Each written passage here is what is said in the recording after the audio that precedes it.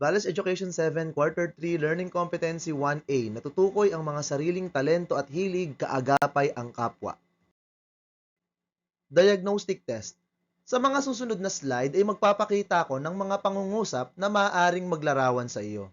Lagyan ng check ang bawat titik ng pangungusap na tumutugma sa iyong mga hilig o interes, o X naman kung hindi. Sagutin ito ng may buong katapatan. Number 1, mga paborito kong gawain. A. Tumugtog o umawit. Kumanta mag-isa o sa harap ng ibang tao, tumugtog ng musical instruments tulad ng gitara, ukulele, flute, drums, piano o iba pa. Sumulat ng awitin, makinig sa musika at suriin ang iba't ibang music genre o sumali sa banda o choir. B. Mag-organize o gumawa ng mga to-do list o markahan sa kalendaryo ang mga gawain mo sa bawat petsa o mag-organize ng mga impormasyon sa pamamagitan ng mga chart. C. Mag-compute o mag-solve ng mga math problem, puzzle o logic game. Mag-program or code ng mga simpleng app o laro. Mag-computer o maglaro ng mga online game na kinapapalooban ng mga problem solving o strategy. Magdisenyo. Magdisenyo tulad ng poster, drawing, TikTok o Facebook post, mag-edit ng videos o pictures, gumawa ng mga montage para sa school project o social media, mag-sketch o mag-paint gamit ang traditional tool o kaya digital tool. E. Magsulat. Magsulat ng essay, kwento o tula para sa school project o bilang libangan, magbasa ng aklat, manga, Wattpad stories, o sumulat ng script para sa isang blog or group project, mag-edit ng mga written work ng mga kamag-aral o sumali sa mga storytelling o speech competition. F. Magkumpuni. Magkalikot o mag-ayos o magkumpuni ng mga sirang gadget, bike o electronic devices. Bumuo ng modelo, mag-assemble ng furniture o gumawa gamit ng iba't ibang tools. Gumawa ng mga DIY project o tumulong sa pagkukumpuni ng mga sirang gamit sa bahay. Alisin ang mga bahagi ng laruan o gadget at alamin kung paano ito gumagana o magdisenyo ng isang mechanical na bagay o sasakyan. G. Lumabas tulad ng pagtatanim, paglalaro ng sports tulad ng basketball o volleyball, mag-hiking o mountain climbing, o mamasyal o sumali sa mga community cleanup drive or tree planting.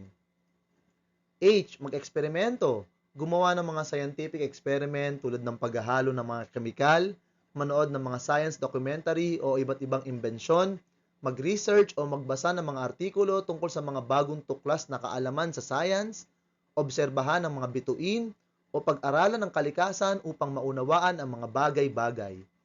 I. Magnegosyo tulad ng pagtitinda ng mga merienda o mga bagay na dinisenyo o nilikha mo, manghikayat sa iba upang tingnan ang ibang idea, mamuno sa pangkat para sa group project, makipagdebate o magpresenta ng sariling idea sa pamilya o mga kaibigan, o mag-organize ng iba't ibang event.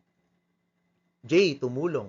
Tumulong tulad ng pagtuturo sa kamag-aral na nahihirapan sa aralin, pagbo-volunteer para sa school program, o tumulong sa kapitbahay, sumali sa mga charity event tulad ng feeding program o pagdodonate, tumulong sa mga gawain ng komunidad tulad ng outreach activities o environmental campaigns, o magbigay ng payo sa kaibigang may problema. Number 2, ang pangarap kong trabaho. A. Singer, composer, music teacher, band member, sound engineer, o kahit anong may kinalaman sa musika. B. Office manager, office secretary or assistant, records clerk, bank teller, o kahit anong may kinalaman sa pag-oopisina at pag-aayos ng mga papeles. C. Computer programmer, software developer, mathematician, data analyst, accountant, o kahit anong may kinalaman sa computer, number, o logic. D. Artist, graphics designer, photographer, video editor, o kahit anong may kinalaman sa arts. E. Writer, journalist, editor, librarian, scriptwriter, o kahit anong may kinalaman sa pagsusulat. F. Engineer, mechanic, technician, machinist, o electrician, o kahit anong may kinalaman sa mga makina o tools. G. farmer, barangay tanod, environmental aid, tour guide, landscape specialist, forest ranger, driver, o kahit anong trabaho na palaging nasa labas o outdoor. H. Doktor, chemist, biologist, pharmacist, research scientist, o iba pang trabaho na may kinalaman sa natural science. I. Business owner, online seller, event planner, financial advisor, lawyer, sales representative, real estate agent, politician, marketing specialist, o kahit anong may kinalaman sa pakikipag-usap, pakikisalamuha, at panghihikayat sa mga tao. And J, teacher, social worker, guidance counselor, nurse, community organizer, o kahit anong trabaho na may kinalaman sa pagtulong o pag-alalay sa mga tao. Number 3, mga plano ko sa bakasyon. A. Magmusika.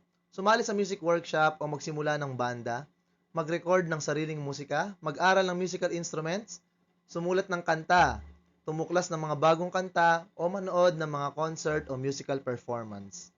B. Mag-organize at mag-ayos ng gamit. I-organize ang mga dokumento ng pamilya, mag-volunteer sa mga opisina ng barangay o relihiyon, gumawa ng journal o planner para sa pagbabalik sa paaralan, gumawa ng schedule para sa pamilya, isaayos ang mga personal file, picture, at iba't ibang mga bagay.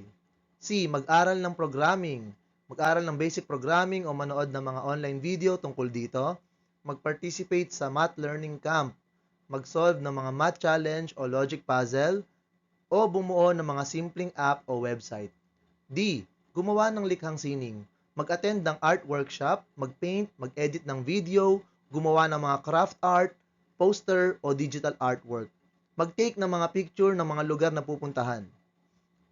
E. Magbasa at magsulat, magsulat ng mga bagong short story o tula, sumali sa mga book club o dumalo sa mga storytelling o writing workshop, mag-research at magsulat ng mga artikulo, magbasa ng mga bagong aklat, manga o Wattpad. F. Magkumpuni at bumuo. Tumulong sa pagkukumpuni ng mga appliance, mag-upgrade ng bike, bumuo ng mga DIY project, sumali sa mga workshop tungkol sa electronics o robotics, tumulong sa pag-i-improve ng tahanan tulad ng pagpipinta, o magpaturo sa magulang o nakatatandang kapatid ng pag-aayos ng motor o kotse. G. Lumabas. Mag-volunteer para sa tree planting o coastal cleaning, mag-hiking o camping kasamang mga kaibigan o pamilya, sumali sa mga sports clinic tulad ng basketball o volleyball, o mamasyal. H. Tumuklas at mag-eksperimento. Sumali sa mga science camp o robotics class, magsagawa ng maliliit na eksperimento o bumuo ng mga science model sa tahanan, mag-research tungkol sa mga paksang may kinalaman sa science tulad ng astronomy o kapaligiran, pag-aralan ng mga halaman, uri ng mineral at iba pa, at sumali sa mga barangay environmental program. I. Magsimula ng maliit na negosyo, magtinda ng mga homemade snack o mga bagay na ginawa mo, sumali sa mga workshop o manood ng video tungkol sa pagnenegosyo, tumulong sa pamilya sa pamamahala ng maliit na business, itinda online ng mga lumang damit at iba't ibang produkto, o yayain ng mga kaibigan na magnegosyo. At J. Tumulong. Mag-volunteer para sa mga outreach program o donation drive ng barangay, tumulong sa feeding program o magturo sa summer class para sa mga bata, tumulong sa pag-organize ng mga gawain sa komunidad tulad ng sports fest o fiesta, o tulungan ang matatanda sa lipunan. Interpretasyon. Bilangin ang dami ng check sa bawat letra. Ang letra o mga letra na may pinakamaraming check ay ang larangan ng hilig o mga hilig na iyong kinabibilangan. Ibig sabihin, ito ang mga bagay na kinahihiligan mong gawin. Narito ang 10 larangan ng hilig. Kung pinakamarami ang check mo sa A, ang iyong hilig ay musical. Kung B naman, ito ay clerical. Kung C, computational. D, artistic. E, literary. F, mechanical. G, outdoor. H, scientific. I, persuasive. At J, social services. At dyan po nagtatapos ang ating diagnostic test tungkol sa larangan ng hilig. Nawa ay may natutuhan kayo. Salamat po sa panonood at pakikinig. Paalam!